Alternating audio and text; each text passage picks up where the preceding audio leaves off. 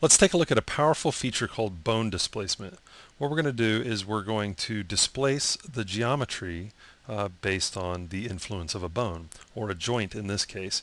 So I've got this elbow joint selected, and I've also rotated it on the heading so that it bends come frame 10. Let's go to the properties panel, and we can see that we've got bone displacement. I'm just going to zoom in so that we can see what's going to happen here, because we want to affect the upper arm. So for bone displacement, I'm going to click T for texture editor. Let's just raise that up a little bit. And I'm going to use, instead of an image map, I'm going to use a procedural. Now you can use an image map, procedural, gradient, or a combination of all of those. From turbulence, I'm going to change it to veins. I'm going to size it down. It looks like it's too large, so let's just size that down a little bit. And we can start to see that the geometry is being displaced based on the area of influence of the, let's just move this out of the way. You can see it's not affecting the rest of the arm. It's just this area where the joint is affecting the geometry.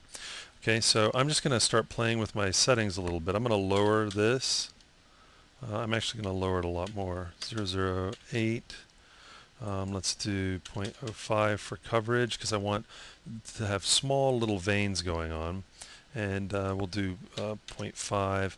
And what I want to do is I want to get it off of that glove. So I'm going to add another layer, and I'll make this a gradient layer. And I'm going to set the blending mode from normal to alpha. And let's go ahead and set the input parameter. I'm going to use bulge fall off, and I'm going to say 0 and 1.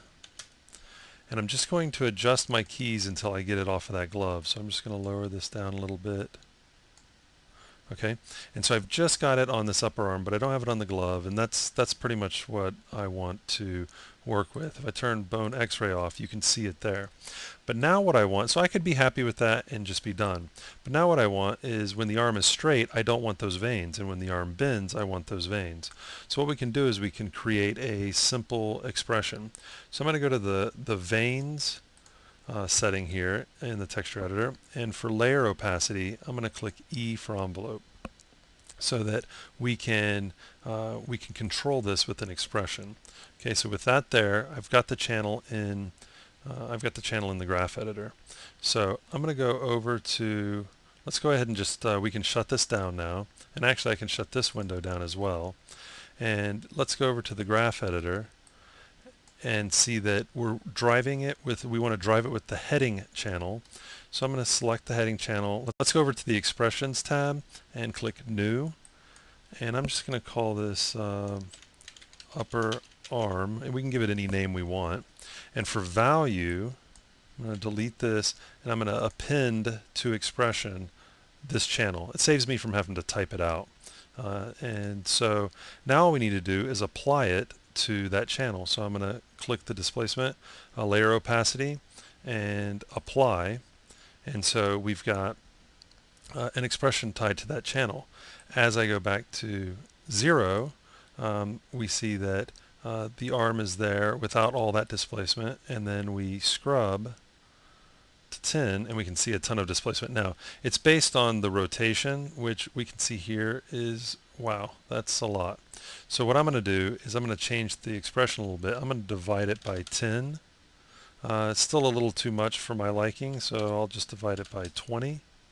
And there we go. So let's take a look at what this is going to look like.